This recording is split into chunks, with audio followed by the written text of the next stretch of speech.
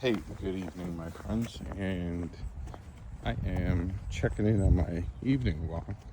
It's an absolute gorgeous sunset here in Buffalo, New York, and just wanted to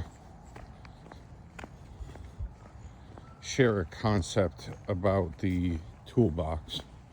And I believe I talked about this before. I don't remember when, but one of the things that is become very obvious to me is that everybody is different. So what works for one person may likely have a high effect on a large amount of people, but that doesn't necessarily mean that it is a one for one given solution. So sometimes you have to find the different tools for the different situations and then try those tools, apply them, always measure them if you can, and then evaluate based on the data that you get back. So had a friend reach out, and one of the things I've learned as a coach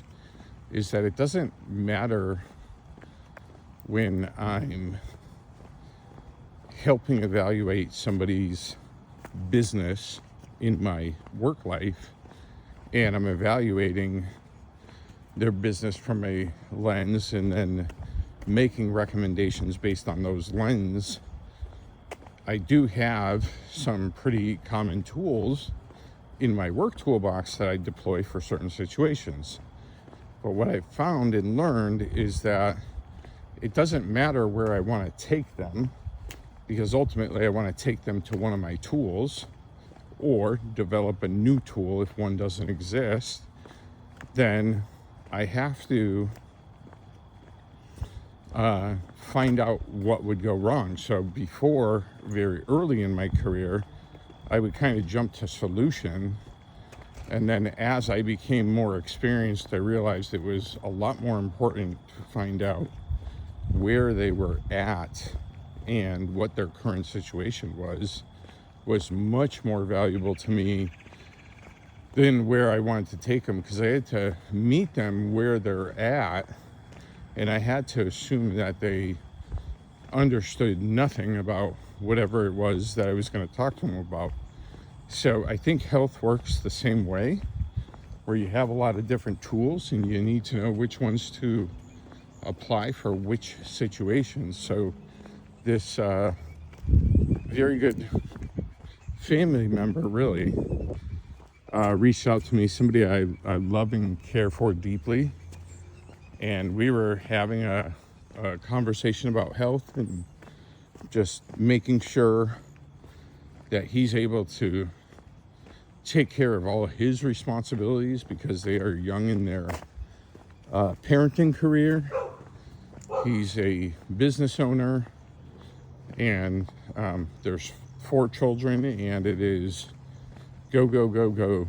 And I remember because we had 6. So, anyways, the long and short of it was, in order for me to talk to him about health, I had to kind of figure out where he was at. And, one of the questions comes up is, how much time in a day do you think you could commit to doing anything? Like every day, is it 15 minutes a day? Is it an hour a day? Something different? 5 minutes a day? And then, of course, the answer comes back that he can't think of it, which is ultimately the perfect answer, because that's where he's at, and that's where I got to go meet him. So based on that, I would say that based on recent listings from Dr. Huberman at Pantheon, something that struck me is that he definitely was very strongly committed to the concept that if you do not fix your sleep, anything else you do is just not even going to have the impact that it's intended to have. And I think this speaks true. I didn't have any real sleep issues, so I kind of skipped that part during this journey, although I have started to use mouth tape, which is something that I did recommend to this person, and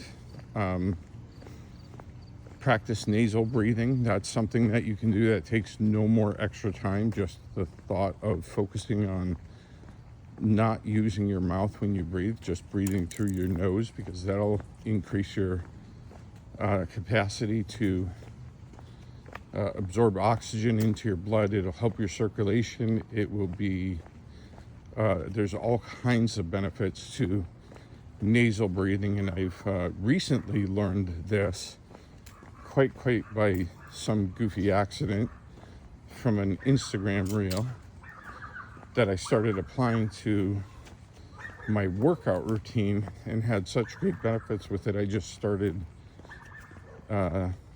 obviously when I talk, I'm not doing it, but the rest of the time I definitely practice breathing just in and out of my nose. And then the other thing was, just tracking the sleep. So putting on an Apple Watch, let's see where your sleep is, was one thing I definitely would do that doesn't take any time. The mouth tape for sleep, and just breathing the oxygen, or nose breathing, nasal breathing, and making sure that you're getting in as much oxygen as you can by using those techniques. So I don't know what your thoughts are, but that's kind of where I was at, because ultimately we're going to stack these little habits and make them habits, and we're going to get some little health benefits from each one. And then once they're integrated into our lifestyle, then we can start adding other habits, and then we learn how to multiply our activities